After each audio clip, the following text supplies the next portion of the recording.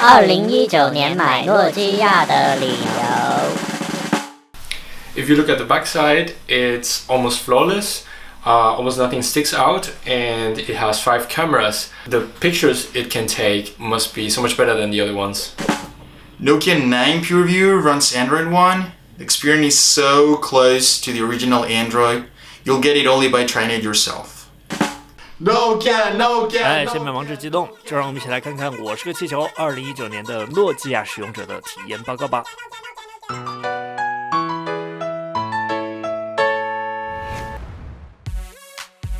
诺基亚9 PureView 是首款使用 PureView 技术的安卓手机。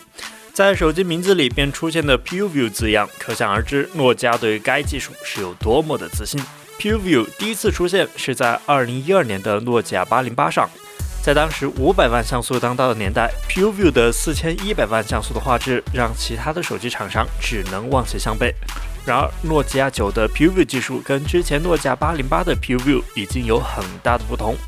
808是10:10的提升传感器面积，而诺基亚9 PureView 采用的方案是多个镜头进行不同的曝光，从而有效地提升照片在高光和阴影方面的细节。这跟传统的 HDR 相机模式的原理大致相同。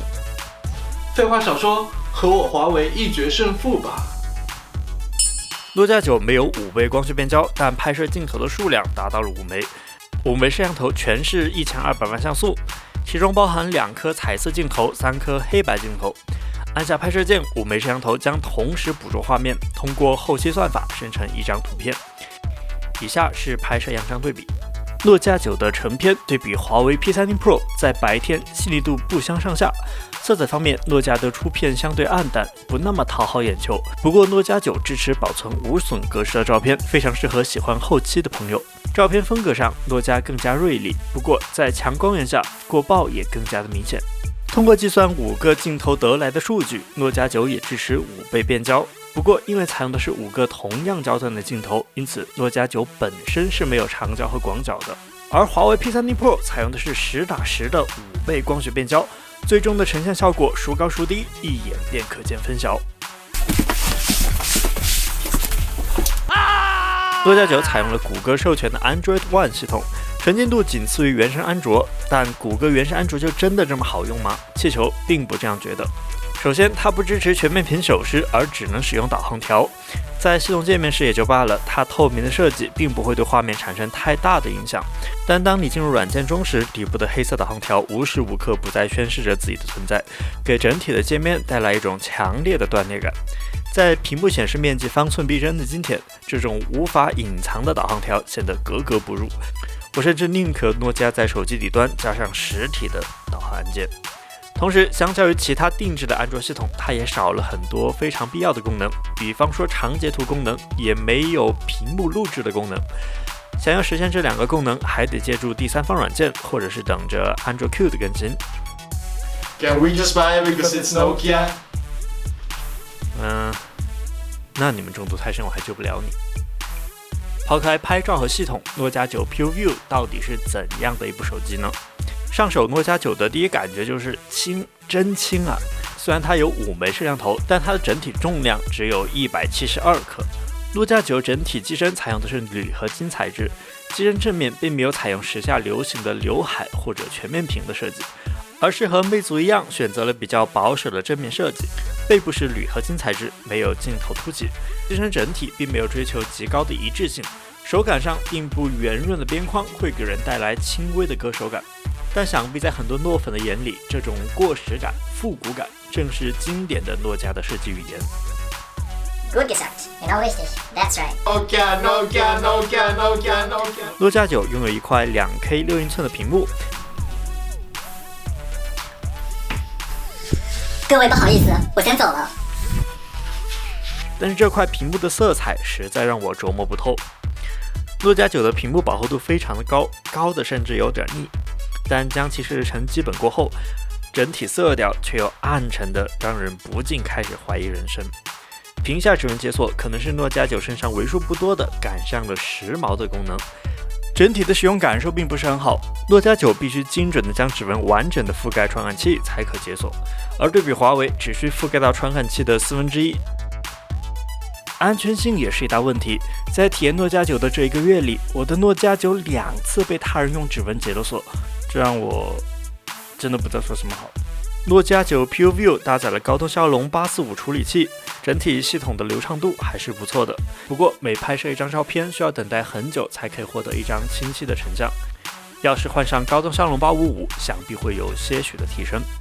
诺基亚9拥有3320毫安时的电池容量，支持18瓦的快速充电和10瓦的无线充电，没有3.5毫米的耳机接口，只有单扬声器，因此它的外放音质也是捉襟见肘。总结，诺基亚9除开保守的外观，它却拥有时下最流行的屏下指纹解锁、快充和无线充电，功能上可谓是一应俱全。搭载谷歌的 Android One 系统，这预计着它在未来的几年都可以获得谷歌的系统更新。在入手诺基亚9 PureView 前，名字中的 PureView 给我带来了很大的期待，但在上手后，它的拍照却让我大跌眼镜。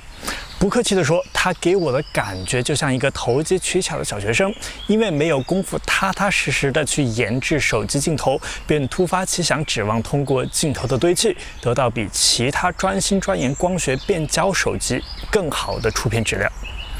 然而呢，事实上，5枚镜头的噱头远远超过了其真实的实力。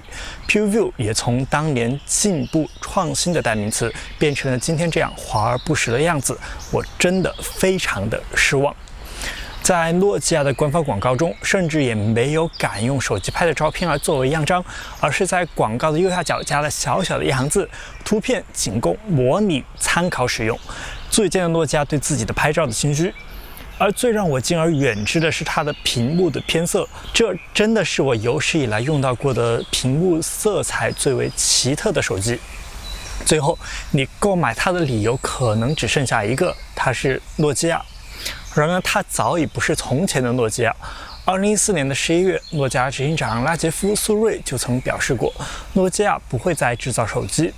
而为什么会有今天的诺基亚呢？那是因为在2016年，诺基亚的品牌被出售给了 HMD 公司 ，HMD 被允许在10年内使用诺基亚的品牌来制造安卓手机。也就是说，我们今天看到的诺基亚其实只是一家叫做 HMD 公司的外衣而已。我很能理解很多诺粉的诺基亚情节，毕竟在那个功能机漫天的年代，是诺基亚给我们打开了一扇窗。当时的诺基亚呢是行业的标杆，是智能、是进步的代名词。然而，在2019年的今天，你真的愿意以640欧，也就人民币5449元的价格去购买一台搭载2018年的芯片、拥有极其偏色的屏幕、配有虚有其表而且运行缓慢的相机的诺基亚手机吗？最后，我尊重每个人对于手机的选择，但这个视频是我对你购买前最后的忠告。喜欢本视频的话，欢迎投币、转发、点赞、关注。我们下个视频再见吧！谢谢，谢谢，谢谢，谢谢，谢谢。耶！